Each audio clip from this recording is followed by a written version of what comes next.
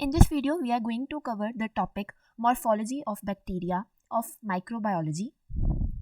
First, we will discuss what is morphology. Morphology का क्या मतलब होता है? आउटर अपेयरेंस या आउटर स्ट्रक्चर. इसमें हम बैक्टीरिया का जो आउटर स्ट्रक्चर है उसको स्टडी करेंगे. ठीक है. मॉर्फोलॉजी मतलब आउटर अपेयरेंस या आउटर स्ट्रक्चर की स्टडी करना.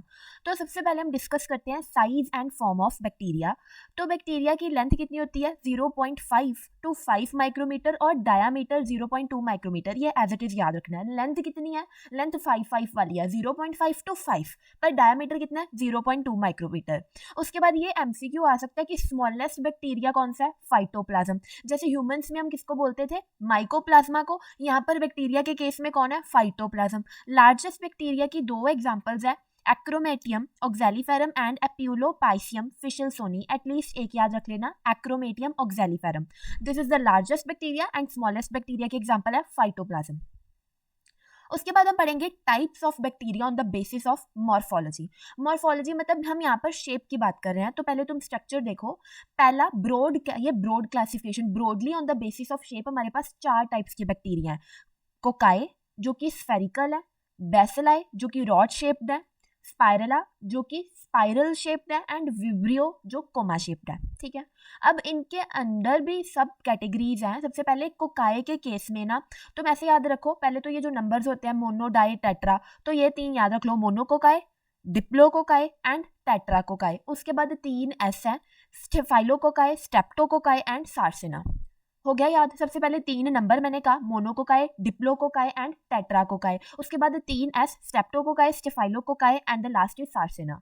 फिर बेसिलाई की बात करें तो डीएसपी. सबसे पहले डिप्लोबेसिलाई, फिर streptobacilli and the last is palisades. Bacilli में हमने कौन सा ये ऐसे निमोनिक याद रखा है? डीएसपी. इसके केस में हमने पहले 3 नंबरिंग याद रखी थी, मोनो, डाई, टेट्रा और 3 एस. फिर ये लास्ट है वो एज इट इज या विब्रियो एंड स्पेरेला.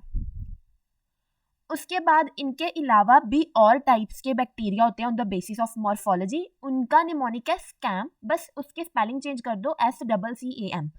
एस से स्पाइरोचीट्स, एस से कोकोबेसिलाई, एस से क्लेमाइडिया, ए से एक्टिनोमाइसिट्स एंड एम से माइकोप्लाज्मा.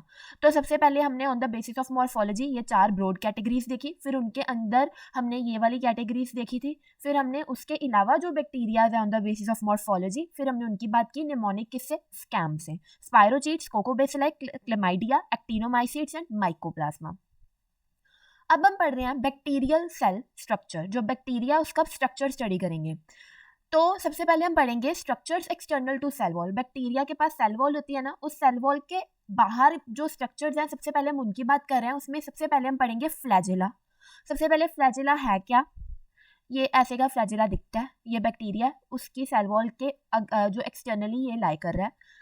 तो है क्या ये? हेयर लाइक स्ट्रक्चर और appendages that protrude through the cell wall. ये तुम्हें स्ट्रक्चर से क्लियर है, हेयर लाइक स्ट्रक्चर है जो सेल वॉल से प्रोट्रूड कर रहा है. Act as organ of locomotion. ये तुमने याद रखना है, जो फ्लैजिला होता है ये बैक्टीरिया को मोटिलिटी प्रोवाइड कर रहा है. Long thin filament which is 0.02 micrometer thick. Bacteria का डायमीटर क्या था? 0.2 माइक्रोमीटर. फ्लैजिला का क्या है? 0.02 माइक्रोमीटर. ऐसे याद रख लेना. Their number depends on the species of bacteria, कि कितने फ्लैजिला उस बैक्टीरिया के पास है ये डिपेंड करता है कि उसकी स्पीशी क्या है. तो ऐसे कि कितने फ्लैजिला बैक्टीरिया पे प्रेजेंट है, उस बेसिस पे हमारे पास 4 कैटेगरीज आ जाती है बैक्टीरिया की. मोनोट्राइकस जिसके पास एक ही है, नाम से क्लियर है, मोनो, एक फ्लैजिला. लोफोट्राइकस, इसमें क्या होगा कि एक ही जगह पे काफी सारे फ्लैजिलास प्रेजेंट है. फिर एम्फीट्राइकस, इसमें दोनों ऑपोजिट एंड्स पे एक एक प्रेजेंट है. एंड नेक्स्ट इज पेरीट्राइकस, इसमें इस तरीके से जो फ्लैजिलास प्रेजेंट है. कि ये कौन सी क्लासिफिकेशन है कि कहाँ पर और कितने फ्लैजिलास बैक्टीरिया पे प्रेजेंट है, उस बेसिस में हमारे पास 4 कैटेगरीज आ गई. Monotrichous, lophotrichous, amphitrichous and peritrichous bacteria. उसके बाद हम पढ़ते हैं पार्ट्स ऑफ फ्लैजिला. तो 3 पार्ट्स होते हैं, बेसल बॉडी, हुक, फिलामेंट. सबसे नीचे वाला है बेसल बॉडी, उसके ऊपर आती है हुक और फिर उसके ऊपर आती है फिलामेंट. ये देखो यहाँ तक, इस जगह से लेके यहाँ तक ये पूरी बेसल बॉडी है. ये जो है ये हुक है एंड ये जो है ये फिलामेंट है. ठीक है. Basal body is associated with plasma membrane and cell wall. इसको मैं तुम्हें स्ट्रक्चर से दोबारा दिखाती हूँ। हुक जो है वो shorter, broader and thicker part है। Filament thinner, elongated and terminal part है। इसका क्या मतलब है? Basal body is associated with plasma membrane and cell wall. तो ये देखो मैंने कहा यहाँ से लेके यहाँ तक बेसल बॉडी है। ये वाली जो ऊपर वाली है ये क्या है? Cell wall. ये वाली क्या है? प्लाज्मा मेम्ब्रेन है। तो basal body is associated with cell wall and plasma membrane. हो गया ना यहाँ से क्लियर कि वो कह रहे हैं कि बेसल बॉडी इसके साथ भी एसोसिएटेड है और इसके साथ भी है। ठीक है, ये हमने बेसल बॉडी के बारे में पढ़ा। हमने कहा कि ये सबसे बेसल मोस्ट पार्ट है फ्लैजेला का। हमने हुक के बारे में पढ़ा कि ये शॉर्टर थिकर पार्ट है। फ्लैजेला के बारे में पढ़ा ये थिनर इलोंगेटेड पार्ट है। फाइन। उसके बाद हम पढ़ेंगे केमिकल कॉम्पोजिशन ऑफ फ्लैजेला। तो जो बेसल बॉडी की कॉम्पोजिशन किसी को नहीं पता, अननोन है, पर जो ऊपर है ना हुक एंड फिलामेंट, इन दोनों की कॉम्पोजिशन हमें पता है। ये किससे? फ्लैजेलम एक प्रोटीन होता है उससे बने होते हैं। ठीक है, उसके बाद वो कह रहे हैं in gram negative bacteria 4 types of rings MSPL are observed. ये देखो, ये M एंड S रिंग, ये P रिंग है, ये L रिंग है। तो मतलब ये स्ट्रक्चर किसका है? ग्राम नेगेटिव बैक्टीरिया का। ग्राम नेगेटिव बैक्टीरिया के केस में जो बेसल बॉडी है वो M, S, P and L ring की बनी होती है। ठीक है, उसके बाद वो बता रहे हैं कि जो M है ये वाली रिंग है, it attaches to the cell membrane. M membrane, ये मेम्ब्रेन के साथ जुड़ी हुई होती है। जो S वाली होती है ना वो M के ऊपर है। फिर जो P वाली है वो भी नाम से याद रख लो, P से पेप्टाइडोग्लाइकन। जो P रिंग है वो पेप्टाइडोग्लाइकन के साथ अटैच्ड है एंड जो L वाली है ना वो लिपोपॉलीसेकेराइड मेम्ब्रेन के साथ अटैच है। अब इसको फिगर से समझो। सबसे पहले हमने कहा M एंड S रिंग, जो ये दोनों थी, सबसे नीचे हमने कौन सी पढ़ी थी? M ring. ये वाली है M रिंग। हमने कहा था S वाली उसके ऊपर लाई कर रही है, ये रही। हमने कहा था M जो रिंग है वो जो मेम्ब्रेन है उसके साथ अटैच्ड है, तो ये प्लाज्मा मेम्ब्रेन है उसके साथ अटैच्ड है। ठीक है, पहला पॉइंट क्लियर। उसके बाद हमने कहा S वाली जो थी वो उसके ऊपर प्रेजेंट है, तो अगर ये M वाली है तो इसके ऊपर ये पड़ी S वाली। सेकंड पॉइंट भी क्लियर। उसके बाद हमने कहा था जो P वाली है वो पेप्टाइडोग्लाइकन्स के साथ अटैच है, ये मैंने लेबल किया हुआ है P रिंग। ये जो लेयर होती है ना ये वाली लेयर, ये पेप्टाइडोग्लाइकन लेयर है, तो ये उसके साथ अटैच्ड है, ये चीज भी क्लियर। फिर तीसरी रिंग है L रिंग, उसको हमने क्या कहा था? वो लिपोपॉलीसेकेराइड लेयर के साथ अटैच है। तो तुम्हें एक चीज याद रखनी है, जो सेल वॉल होती है वो लिपोपॉलीसेकेराइड्स की बनी होती है। सेल वॉल लिपोपॉलीसेकेराइड्स की बनी हुई होती है, तो ये सेल वॉल उसके साथ ये अटैच्ड है L रिंग। तो ये चारों पॉइंट्स क्लियर हो गए, राइट। उसके बाद जो ग्राम पॉजिटिव बैक्टीरिया होता है उसमें P and L rings present नहीं होती। एक बार इस स्लाइड को हम रिवाइज कर लेते हैं। हमने पढ़ना था केमिकल कॉम्पोजिशन ऑफ फ्लैजेला।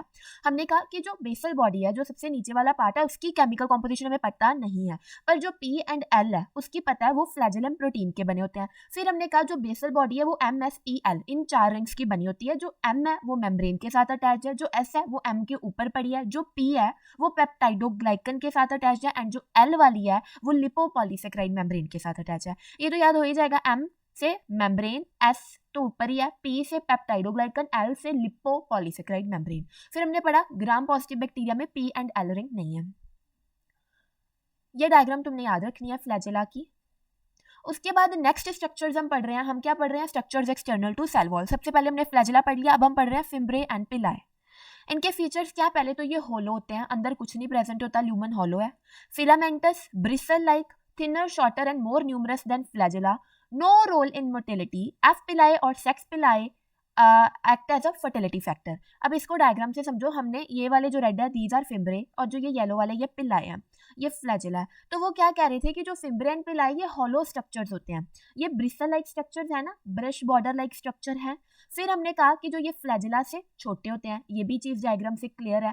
फिर हमने कहा कि जो फ्लैजेला होता है उसका तो रोल क्या था? मोटिलिटी में, पर इसका रोल मोटिलिटी में नहीं है, ये अटैचमेंट में हेल्प करता है। ये जिस बैक्टीरिया पे ये प्रेजेंट होते हैं ना, तो वो बैक्टीरिया किसी भी सरफेस पे इजीली अटैच हो जाता है, तो ये अटैचमेंट में हेल्प करते हैं। तीसरी बात हमने ये पढ़ी कि ये सेक्स फैक्टर की तरह भी एक्ट करते हैं, ये फर्टिलिटी फैक्टर की तरह भी एक्ट कर रहे हैं। तो these were the features of fimbriae and पिलाए।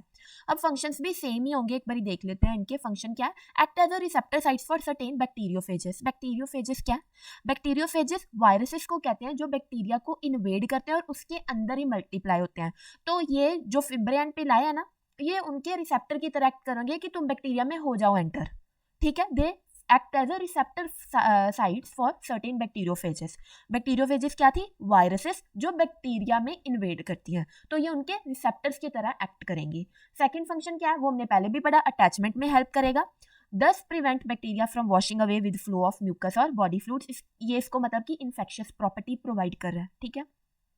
तो रोल इन इन्फेक्शन हो गया, इस पॉइंट से तुम इसको लिंक कर सकते हो कि अगर वो हमारे अंदर अगर ऐसे बैक्टीरिया चले गए तो हमारा म्यूकस उसको बाहर मतलब कि एक्सक्रीट आउट नहीं कर पा रहा क्योंकि वो वहाँ अटैच हो गए, फिर वो वहाँ पर कॉलोनीज बना देंगे, वहीं पर मल्टीप्लाई हो जाएंगे और इन्फेक्शन कॉज करेंगे, इसलिए रोल इन्फेक्शन हो गया। फिर ट्रांसफर ऑफ जेनेटिक मटीरियल में भी ये हेल्प करते हैं क्योंकि इनमें एफ पिलाई जो होते हैं वो फर्टिलिटी फैक्टर की तरह एक्ट करते हैं। फिर हम पढ़ते हैं कि हम डिटेक्ट कैसे करेंगे कि उस बैक्टीरिया के पास फिम्ब्रे और पिलाई है या नहीं। इसके दो मेथड हैं। पहला मेथड है अंडर माइक्रोस्कोप कि तुम माइक्रोस्कोप में देख लो, इजीली दिख जाएगा कि फिम्ब्रे पिलाई है या नहीं। दूसरा है अग्लूटिनेशन मेथड। अब अग्लूटिनेशन मेथड में क्या होता है, हम एक एंटीबॉडी को ऐड कर देते हैं उस स्पेसिमन में जहाँ पर बैक्टीरिया है। स्पेसिमन में हमने एंटीबॉडी को ऐड कर दिया, अगर उन बैक्टीरिया के पास फिम्ब्रे या पिलाई प्रेजेंट होंगे ना तो वो क्लम्प फॉर्म कर देंगे, अग्लूटिनेशन हो जाएगी उनकी, क्लम्प फॉर्मेशन हो जाएगी, तो उससे हमें पता चल जाएगा कि हाँ इनके पास फिम्ब्रे एंड पिलाई प्रेजेंट है। तो दो मेथड्स हैं फिम्ब्रे एंड पिलाई डिटेक्ट करने के, अंडर माइक्रोस्कोप देख लो कि फिम्ब्रे पिलाई है या नहीं, एंड दूसरा क्या है अग्लूटिनेशन मेथड जिसमें क्लम्प फॉर्मेशन अगर हुई तो इंडिकेट ये चीज कर देगा कि उसके पास फिम्ब्रे एंड पिलाई प्रेजेंट है। फिर जो उसके बाद हमने फ्लैजिला पढ़ लिया, फिम्ब्रे एंड पिलाई पढ़ लिया। अब तीसरा हम पढ़ रहे हैं capsules, micro capsule and slime layer. तो इस स्लाइड में मैंने बेसिकली यही लिखा है, इन तीनों में डिफरेंस क्या है capsule, micro capsule and slime layer में। जो कैप्सूल होता है वो टफ कवरिंग होती है over the bacterial cell wall. Wet state में ये थिक होगी तो हम इसको कैप्सूल ही कहते हैं, पर ड्राई स्टेट में ये थिन हो जाती है, इसलिए तब इसको हम माइक्रो कैप्सूल कहते हैं। और जब ये कैप्सूल मोटाइल होगा या लूज होता है ना तब हम इसको स्लाइम लेयर कहते हैं। कॉम्पोजिशन क्या है इनकी, ये पॉलीसेकेराइड्स के बने होते हैं। इस डायग्राम में देखो ये जो टफ लेयर है ये कैप्सूल है, पर अगर यही लेयर मोटाइल एंड लूज हो तो हम इसको स्लाइम लेयर कहते हैं, और अगर यही लेयर ड्राई स्टेट में हो और थिन हो जाए तो हम इसको माइक्रो कैप्सूल कहते हैं, ठीक है। उसके बाद हम इसके एडवांटेजेस पढ़ेंगे कि बैक्टीरिया को क्या एडवांटेजेस है अगर उसके पास कैप्सूल या स्लाइम लेयर प्रेजेंट है। पहली एडवांटेज क्या है, प्रिवेंट इंगल्फमेंट बाय डब्ल्यूबीसी। तो अगर उसके पास ये कवरिंग प्रेजेंट है ना तो डब्ल्यूबीसी उसको इजीली फेगोसाइटाइज नहीं कर सकता, मतलब इनगल्फ नहीं कर सकता। पहली एडवांटेज तो ये है। दूसरा, ब्लॉक अटैचमेंट ऑफ बैक्टीरियोफेजेस। दोबारा बता रही हूँ, बैक्टीरियोफेजेस वायरसेस थी जो बैक्टीरिया को इन्वेड करती हैं, तो अगर उसके ऊपर फिम्ब्रे एंड पिलाई के ऊपर अगर ये कवरिंग आ जाएगी तो वो रिसेप्टर साइट की तरह एक्ट ही नहीं कर पाएंगे, तो बैक्टीरियोफेज इसको इन्वेड ही नहीं कर पाएगा, तो इसलिए ये प्रोटेक्ट कर रहे हैं बैक्टीरिया को फ्रॉम बैक्टीरियोफेजेस। थर्ड क्या है, promote attachment of bacteria to smooth surface. इसकी बेस्ट एग्जांपल है स्ट्रेप्टोकोकस म्यूटेंस जो हमारे टूथ सरफेस के साथ अटैच होकर हमें डेंटल केरीज कॉज करता है, तो ये कैप्सूल्स अटैचमेंट में भी हेल्प कर रहे हैं। बैक्टीरिया को स्टेबिलिटी तो ये प्रोवाइड कर ही रहे हैं और प्रिवेंट फैगोसाइटोसिस जो हमने पहले पॉइंट में भी कवर कर लिया। एक बार ये एडवांटेजेस रिवाइज कर लेते हैं। तो पहली एडवांटेजेस क्या थी कि इसके ऊपर अगर ये प्रोटेक्टिव लेयर प्रेजेंट होगी तो डब्ल्यूबीसी इसको फैगोसाइटाइज नहीं कर पाएंगे। दूसरा हमने पढ़ा कि ये बैक्टीरियोफेजेस को अटैच नहीं होने देगा क्योंकि रिसेप्टर साइट्स को तो ब्लॉक कर दिया। उसके बाद हमने पढ़ा कि स्मूथ सर्फेसिस पे ये इजीली अटैच हो पाएंगे। उसकी एग्जांपल हमने पढ़ी स्ट्रेप्टोकोकस म्यूटेंस, बैक्टीरिया को स्टेबिलिटी प्रोवाइड कर देगा, ये होगी एडवांटेजेस। उसके बाद हम पढ़ रहे हैं कि डेमोन्स्ट्रेशन ऑफ कैप्सूल, मतलब हम कैसे आइडेंटिफाई करेंगे कि बैक्टीरिया के पास कैप्सूल है या नहीं। जो पहले हमने फिम्ब्रे एंड पिलाई में पढ़ा सेम, अब यहाँ पर कैसे पढ़ेंगे देखेंगे कि कैप्सूल है या नहीं। 3 मेथड्स हैं, India ink staining, serological methods, special capsule staining. तो ये 3 मेथड्स हैं जिससे हमें पता चलेगा कि उस बैक्टीरिया के पास कैप्सूल है या नहीं। सबसे पहले हम इंडिया इंक स्टेनिंग की बात करें तो ये पैराग्राफ रीड करने की जरूरत नहीं है, मैं तुम्हें वैसे बता देती हूँ। इसमें क्या होगा, एक ब्लैक स्टेन हम स्पेसिमन में डालेंगे जिसमें ये बैक्टीरियाज हैं, तो ये स्टेन क्या करेगी, जो बैकग्राउंड है ना उसको ब्लैक कलर कर देगी। पर जो अगर उस बैक्टीरिया के पास कैप्सूल होंगे ना तो वो कैप्सूल रिटेन नहीं करते इस ब्लैक स्टेन को, जिसके कारण हमें माइक्रोस्कोप के अंदर इजीली विजिबल हो जाएगा कि पीछे वाला काला बैकग्राउंड है और ये कैप्सूल जिन्होंने उस ब्लैक स्टेन को रिटेन नहीं किया तो वो हमें विजिबल हो जाएंगे जैसे इस पिक्चर में, क्योंकि कैप्सूल रिटेन ही नहीं करता स्टेन को। तो इस तरीके से इंडिया इंक स्टेनिंग मेथड से हमें पता चल जाएगा कैप्सूल उसमें प्रेजेंट है। सेरोलॉजिकल मेथड्स मतलब कि अदर जो लेबोरेटरी मेथड्स होते हैं जिससे हमें पता चलेगा कैप्सूल है या नहीं। एंड स्पेशल कैप्सूल स्टेनिंग, ये भी एक स्टेनिंग मेथड्स है जिससे हमें कैप्सूल, इसमें क्या होगा कि स्टेन डालेंगे, मे बी जो कैप्सूल है उस चीज़ को रिटेन कर देगा, हमें पता चल जाएगा कि कैप्सूल बैक्टीरिया के पास है या नहीं। 3 मेथड समझ आ गई, India ink staining, special capsule staining and serological methods.